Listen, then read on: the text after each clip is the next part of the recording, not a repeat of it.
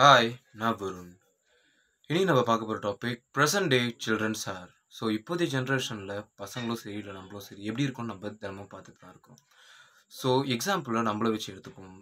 Earlier ஜென்ரேஷனில் இருந்த குழந்தைங்களுக்கு இருந்த அதிகபட்ச விஷயம் என்னவாக இருக்கும்னு பார்த்தீங்கன்னா படிப்பு, அதை தாண்டி விளையாட்டு, இல்லை அவங்களுக்குன்னு இருந்த பழைய மெமரிஸ். இன்னும் சொல்ல போனால் 90s கிட்ட நம்ம இந்த காலத்தில் கலாய்க்கிற பல பேர்லாம் அவங்களுடைய ஸ்கூலிங் டேஸ்லாம் நல்லா என்ஜாய் பண்ணவங்கள தான் இருக்கிறாங்க. பட் நம்மள அதே கதையில நம்ம எடுத்து பார்த்துக்கிட்டோம்னா, ஏன்னா இப்போ 90s கிட்னு அழைக்கப்படுற 99 காலகட்டத்தில் பிறந்த எல்லாருமே அவங்களுடைய ஸ்கூலிங்கை அந்த டைமில் கரெக்டாக முடிச்சிட்டாங்க. பட் நானுமே என் ஸ்கூலிங்கை முடிச்சிட்டேன். இருந்தாலுமே நான் காலேஜ் ஃபர்ஸ்ட் இயர் வரும்போது இது வந்து என்னுடைய ஸ்டடியிங் டைம், படிக்கிற வயசு.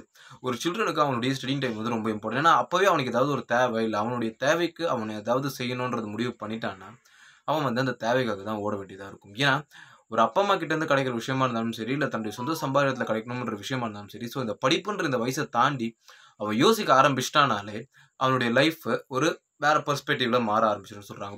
இதை வந்து நான் 100% ஒத்துப்பேன். ஏன்னா இப்போ இருக்கிற இந்த காலகட்டத்தில் மேபி இது ஒரு கொரோனா பேண்டமிக்காக இருந்தாலும் சரி, எல்லா ஸ்கூல் அண்ட் எல்லா காலேஜஸுமே மூடிடுச்சு. இப்போ இருக்கிற மாடர்ன் சில்ட்ரன்ஸை பற்றி நம்ம சொல்லணும்னா எல்லா மாடர்ன் சில்ட்ரன்ஸுமே அவங்க சொந்தமாக ஏர்ன் பண்ணணுன்ட்டு ஆரம்பிச்சிட்டாங்க. ட்ரேட் மார்க்கெட்டிங்கில் இருந்து ஒரு ஆன்லைன் ஒரு டைரக்ட் செல்லிங்கில் இருந்து எத்தனையோ பிஸ்னஸ்குள்ளே வந்து நிறைய பேர் வந்து இறங்க ஆரம்பிச்சிட்டாங்க. அவங்களுடைய ஸ்டடீஸை அவங்க பாதிக்கிறாங்களா இல்லையான்றதுலாம் ரெண்டாவது பட்சம். பட் அவங்க இறங்குறாங்க. நானுமே கூட இப்போ காலேஜ் படிக்கிறோம். படிக்கிற நேரம் வந்து மேபி 1 ஹவர் இல்லை ஒரு ஆன்லைன் கிளாஸ் போகிற நேரமாக இருந்தாலும் சரி, அப்போ ஏதாவது ஒன்று கற்றுக்குறோமோ கற்றுக்கலையோ அந்த நேரம் போக வேறு ஏதாவது எக்ஸ்ட்ரா கிளாஸோ இல்லை ஏதோ ஒன்று அதிகபட்சம் ஒரு நாள் நாங்கள் 5 ஹவர் செலவு பண்ணுறோம் படிக்கிறதுனா கூட மிச்ச நேரம் வந்து சும்மா தான் இருக்கும்னு தோணும். நான் என்னுடைய இயர்லியர் பீரியடில் இந்த பேண்டமிக் சுச்சுவேஷன் ஆரம்பிச்சு இயர்லியர் டேஸில் வந்து எவ்வளோ வேலை செஞ்சுருக்கேன். வேலை மீன்ஸ் நான் எங்கே வெளியெல்லாம் போய் வேலை செய்யலை. வீட்லேயே ஏதாவது ஒரு வேலை ஏதாவது ஒன்று புதுசாக கற்றுக்கிட்டு இருந்தேன். பட் டே பை டே அது போக போக வீட்டில் நம்ம சும்மா செய்கிற வேலையை வெளியே செய்கிற மாதிரி எனக்குமே தோண ஆரம்பிச்சிச்சு. ஏதாவது ஒரு கம்பெனிக்கு போய் வேலை கற்றுக்கூடாது. பிகாஸ் ஒரு கம்பெனியில் நான் ஏதோ ஒரு வேலை செய்ய போகிறனாலுமே அது வந்து எனக்கு எதாவது ஒரு இடத்துல யூஸ் ஆகும் தான். ஏன்னா இப்போ வந்து எங்கள் அப்பாலேருந்து எங்கள் தாத்தாலேருந்து எல்லாருமே எல்லா வேலையுமே செய்வாங்க. வீட்டில் இருக்க ஒரு ஒரு மெட்டீரியல் ரெடி பண்ணுறதா இருக்கட்டும், இல்லை ஒரு சிமெண்ட்டை வச்சு ஒரு தரையை பூசுறதா இருக்கட்டும், அது எங்களுக்கு சொல்லிக் கொடுக்குறதா இருக்கட்டும், எல்லாமே அவங்களுடைய காலகட்டத்தில் ஏதோ ஒரு இடத்துல சும்மா அவங்க கை செலவுக்கு தேவைப்படுறதுன்ற ஒரு வேலைக்கு போய் தான். அதே தான் எனக்கும் ஒரு தாட் வந்துட்டு இருக்கு. ஏன்னா நம்ம ஏன் இப்படி நம்ம ஏன் இந்த இடத்துல இப்படியே உட்காந்துருக்கோம், ஸ்டில்லாக உட்காந்துருக்கோம். அதை தாண்டி நம்மளும் போகலாம். வெளியே போயிட்டு ஏதாவது ஒரு வேலை கற்றுக்கலாம், ஏதாவது ஒன்று செய்யலாம் அப்படின்ட்டு எனக்கு பர்சனலாக தோணும். பட் இதுவே ஒரு நார்மல் ஸ்கூலிங் டேஸாக இருந்துச்சுன்னா நான் இல்லை என்னையுமே சேர்த்து எல்லாருமே அப்போஸ் பண்ணுவாங்க. ஏன்னா படிக்கிற வயசில் வேலை செய்ய தேவையில்லை, படித்தா மட்டும் போதும்.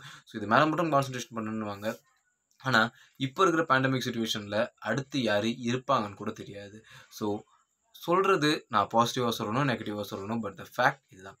அடுத்த நிலைமையில் யார் நம்ம கூட இருப்பாங்க, இல்லை யார் இருக்க மாட்டாங்க, இல்லை நம்ம இருப்போமா இருக்க மாட்டோமான்றதே ஒரு பெரிய கேள்விக்குறி. ஆனால் என்னை பொறுத்த வரைக்குமே ஒரு நம்மளுடைய எண்டுன்றது வந்து அது ஆக்சுவல் எண்டு இல்லை. நம்மளுடைய எண்டு எதுனா நம்ம நினச்சது எதுவுமே செய்யாமல் இருக்கிறோம். நம்ம கிட்ட இருந்து எது போதோ அது விஷயமா இல்லையான்ட்டு எனக்கு சரியாக சொல்ல தெரியல. ஏன்னா நானுமே பல கன்ஃபியூஷனில் இருக்கிற ஆள். பட் எனக்கு என்னுடைய பர்சனல் தாட் படி ஒரு சில விஷயங்கள் வந்து நம்ம வந்து செஞ்சு முடிச்சிடணும். எல்லாருக்குமே காமனாக பிடிச்ச விஷயம் செய்ய வேண்டிய விஷயம்னா ட்ராவலிங் அண்ட் மணி ஏர்னிங். தன்னுடைய சொந்த சம்பாத்தியத்தில் சம்பாதிக்கணுன்ட்டு மேபி நானுமே சம்பாரிச்சிருக்கேன் என்னுடைய சொந்த சம்பாதியத்தில். பட் எதுவுமே நான் அந்த ஒரு விஷயம் எதுவுமே நான் எக்ஸ்பெக்ட் பண்ணியோ இல்லை பிளான் போட்டோ செய்யலை. எல்லாமே எதார்ச்சியாக நடந்தது. எல்லாருக்குமே அவங்களுடைய லைஃப்பில் ஒரு சில எக்ஸ்பீரியன்சஸ் வரும். அது வந்து சில பேருக்கு ரொம்ப பாசிட்டிவாக வரும், இல்லை சில பேருக்கு ரொம்ப ரொம்ப ரொம்ப ரொம்ப ரொம்ப நெகட்டிவாக வரும். ஆனாலுமே அந்த எக்ஸ்பீரியன்ஸுடைய அளவு வேறு லெவலில் இருக்குன்னு தான் நான் சொல்லுவேன். ஏன்னா எனக்கு வந்தது எல்லாமே சின்ன சின்ன எக்ஸ்பீரியன்ஸாக இருந்தாலுமே பெரிய பெரிய எக்ஸ்பீரியன்ஸாக இருந்தாலுமே எல்லாமே என்னை பெருசாக பாதித்த விஷயமா தான் இருக்கும். ஏன்னா சந்தோஷமாக இருந்தாலும் சரி, துக்கமாக இருந்தாலும் சரி, அது வந்து எனக்கு ஒரு பெரிய அளவில் வந்திருக்கு. ஏன்னா சின்ன விஷயத்துக்கு நம்ம யாருமே பெருசாக ரியாக்ட் பண்ண போகிறதில்ல, பெரிய விஷயத்த நம்ம ரியாக்ட் பண்ணுவோம். இந்த டாப்பிக்கில் நான் வந்து எனக்கு தோணுன பல விஷயங்கள் பேசிட்டேன்.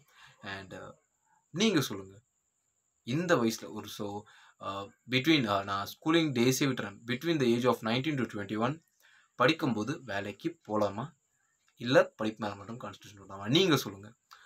Love you all. Cheers. Bye.